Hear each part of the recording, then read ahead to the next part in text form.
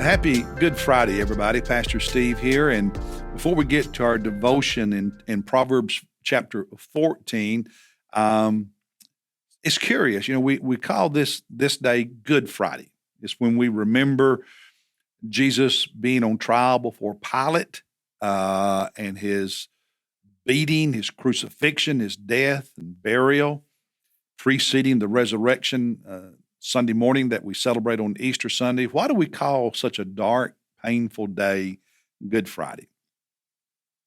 A lot of reasons, but part of it is because what Jesus did on the cross on that Friday over 2,000 years ago is good for us. It's good for us. And it shows the goodness of God. And that day 2,000 years ago was a good day for not for Jesus, but for us. And so today we remember his sacrifice. And then Sunday, with passion and enthusiasm, we're going to celebrate his resurrection. So you be in God's house. Don't settle for watching on television or YouTube or whatever. You be in God's house Sunday, celebrating the resurrection of Jesus with the people of God. Bring somebody with you and pray for God to do a great work in our midst. So now to our devotion from Proverbs chapter 14 for today. This is a great chapter, as all of them really are. And there are a couple of verses in this chapter that are pretty well known. Maybe not as famous as some others in the Bible, but still fairly well known and used. One is, for instance, is verse 12, where he says, "There is a way which seems right to a man, but its end is the way of death."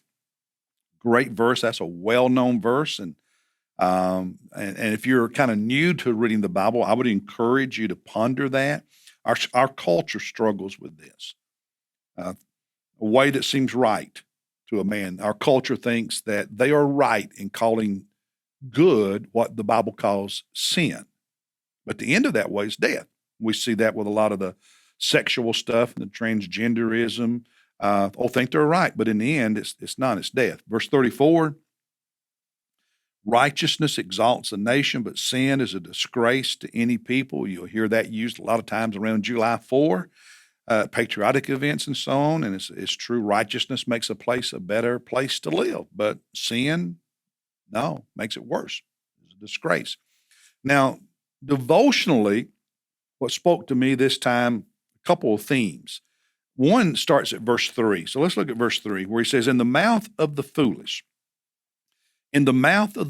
is a rod, a switch, if you will, right? For discipline, a belt. So in the mouth of the foolish is a rod for his back, but the lips of the wise will protect them. In other words, when you are wise and say wise things and do wise things, you protect yourself from pain.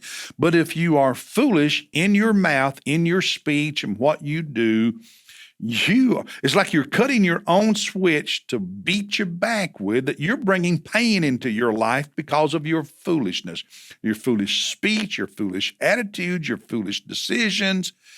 And it's like you go out and you cut that switch and you whip yourself. Okay.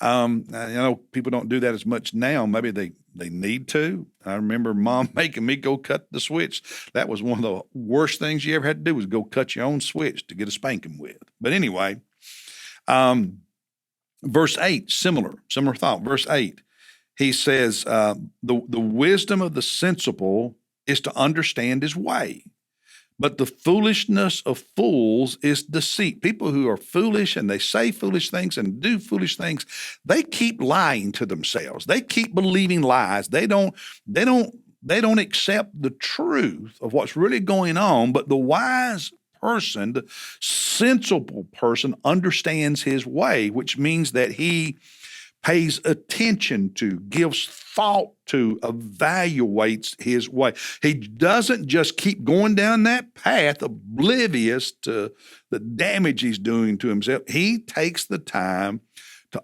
honestly assess his lifestyle, his decisions. That's what a smart person does. Similar to verse 15.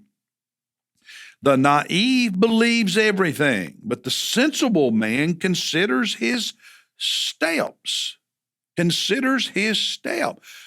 The person who doesn't evaluate himself, take stock of how he's living, of the who just obliviously just keeps going.